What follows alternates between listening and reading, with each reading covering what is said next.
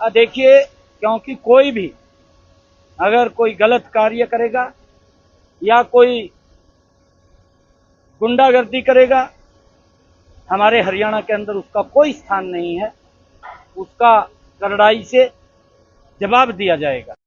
निश्चित तौर पर मैंने पिछले दिनों जब साक्षात्कार किया तब भी कहा था, और कल जब आपके पास हम लोग बैठे चर्चा कर रहे थे उस वक्त भी मैंने यही कहा था कि भाई ना सिर्फ गोहाना अपितु पूरे हरियाणा में लॉ एंड ऑर्डर को मेंटेन करना भारतीय जनता पार्टी की नायब सरकार की जिम्मेवारी है।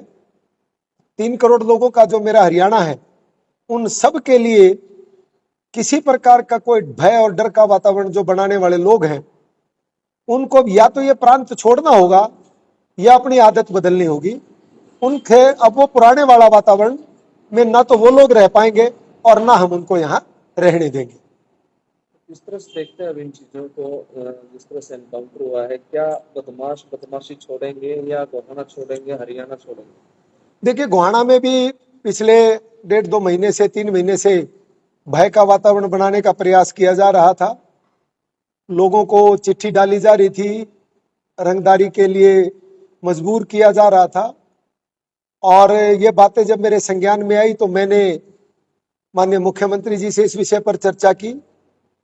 उन्होंने तत्काल डीजीपी और चीफ सेक्रेटरी और होम सेक्रेटरी की ड्यूटी लगाई। मेरी उनसे भी व्यक्तिगत तौर पर मुलाकात हुई, और फिर जो हमारे नए चीफ अपने कमिश्नर ऑफ पुलिस आए, उनसे भी हमारी पिछले हफ्ते मेरी पर्सनल व्यक्तिगत बातचीत हुई। तो उन्होंने मुझे इंश्योर किया कि मैंने उनको ये अनुरोध किया था कि एक तो जो गोहाना में ये जो जिप्सी चलती है हूटर बजाते हुए एलएमजी लगा करके, इसको तत्काल प्रभाव से हटाया जाए, और जो गोहाना के नाकों पर जो पुलिस बैठी हुई है जिसमें कि ऐसा लगता है कि कम किसी आतंकवादी प्रांत में प्रवेश कर रहे हैं, तो उनको भी हटाया जाए। तो उन्होंने कहा कि एकदम से हटाना तो ठीक नहीं है, हाँ संख्या उन्होंने कम कर दी, और उन्होंने मुझे इंश्योर किया था कि अब गोहाना में किसी प्रकार की कोई रंगदारी की और फिरौती की घटना नहीं होगी, और जो लोग करेंगे उनसे हम सख्ती से निपटेंगे। और उन्हीं के आधार पर मैंने आप सब लोगों को साक्षात्कार देते हुए कहा था कि अब गोहाना के व्यापारियों के बीच में और जो अपराध में लिप्त लोग हैं, जो इनसे किसी भी रूप में डरा करके भय का वातावरण बना करके फिरौती लेना चाहते हैं, डराना चाहते हैं, उनके बीच में कृष्ण ढुल खड़ा है। और उसी के परिणाम स्वरूप जो ये घटना कल घटी, ये संकेत है उन लोगों के लिए कि जो गलत काम में लिप्त हैं, जो भय का वातावरण बनाना चाहते हैं, वो या गोहाना छोड़ दें, और गोहाना तो क्या, मेरी उनसे अपील है कि वो हरियाणा ही छोड़ दें या अपना आचरण सुधार। तो सर क्या मानते हैं भी और भी इस तरह के एनकाउंटर हो सकते हैं? बिल्कुल हो सकते हैं, क्यों नहीं हो सकते। जो लोग अभी भी अगर अपनी आदत से बाज नहीं आएंगे और वो चाहेंगे कि हम लोगों से, जो व्यापारी भाई मेहनत करके सच्चाई और ईमानदारी से अपने परिवार को चला रहा है, समाज में एक रोजगार दे रहा है, समाज के लोगों को एक संदेश दे रहा है, आप उसको डरा करके धमका करके अगर फिरौती वसूलोगे तो किसको बर्दाश्त होगा? सरकार की जिम्मेवारी है। मैं बिल्कुल गोहाना में ऐसा बिल्कुल गोहाना में नहीं होने दूंगा, मेरी जिम्मेवारी है, प्रांत में नहीं होने देंगे, ये हमारे मुख्यमंत्री नायब सैनिक की जिम्मेवारी। लेकिन इनको विदेश में बैठ के हैंडल किया जाता है, विदेश में जो बैठे हैं उन पर किस तरह के उनके खिलाफ भी होगी कार्रवाई। वो लॉ एंड ऑर्डर का एक अपना तरीका है, कानून की अपनी प्रक्रिया है।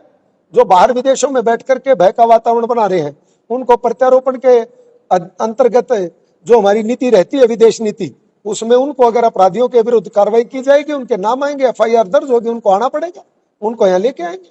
ये कोई विषय नहीं है कि कोई विदेश में रह गया तो वो माफी है और उसको वो आ नहीं सकता। ये बिल्कुल हमारी मोदी जी के कारण विदेश की नीतियों में बड़ी ढील हुई है, और ऐसे बहुत सारे अपराधी अगर आप पूरे भारतवर्ष की चर्चा करेंगे तो उनको प्रत्यारोपण नीति के अनुसार उनको वापस लाया गया, हमारे देश की जेलों में बंद है, उनके विरुद्ध कार्रवाई चल रही है। जो असामाजिक तत्व काइंड ऑफ लोग हैं, वो कई बार होता है कि गाड़ी लेके घूम रहे हैं, जेड ब्लैक उसे बना लेते हैं, तो इस तरह की गाड़ियां हैं, कई गाड़ियों में नंबर प्लेट नहीं होती है, इनको भी सख्ती से निपटने के लिए आप कुछ करवाएंगे? बिल्कुल, कुछ चीजें एक दो बार क्या होता है कि इस प्रकार की जब थोड़ी सी सख्ताई की जाती है, उसमें कई बार आम आदमी भी पिसना शुरू हो जाता है। पिछले दिनों मेरे पास बहुत सारे गोहाना के सम्मानित लोग आए, उन्होंने कहा कि जी छोटी छोटी चीजों पर चालान है, रोक है, कहीं थोड़ी सी दूर भी जा रहे हैं उसमें भी थोड़ा सा हमारे साथ थोड़ी ज्यादती हो रही है। तो उसको भी मद्देनजर रखते हुए मेरी पुलिस से जो बात हुई है उसमें मैंने उनको कहा है कि जो जिनकी गाड़ी पे काले शीशे लगे हुए हैं, टेम्परेरी नंबर है, या नंबर प्लेट में कुछ बदलाव दिखता है, या किसी ने टेप लगा करके नंबर के साथ छेड़खानी की है, ऐसे लोगों के विरुद्ध सख्ती से कार्रवाई करें, उनके चालान करें, उनकी गाड़ियां इंपाउंड करें। इस प्रकार के भी सख्ती से निर्देश दिए गए। गोहाना के लोगों से कोई अपील? गोहाना के मेरे सभी लोगों से यह अपील है कि गोहाना में किसी भी प्रकार से लॉ एंड ऑर्डर की स्थिति को आउट ऑफ कंट्रोल नहीं होने दिया जाएगा। मेरे सभी व्यापारी भाई यहाँ चैन से अपना व्यापार करें। उनके विरुद्ध जो भी लोग हैं अपराधी प्रवृत्ति के, अब कोई भी इस प्रकार की अप्रिय घटना उनके साथ नहीं होगी, ये मैं बिल्कुल आप लोगों को आश्वासन देता हूं। और मैं गोहाना की जनता के साथ 24 घंटे आप लोगों के साथ अवेलेबल हूं, आपकी सेवा में तत्पर हूं, तैयार हूं।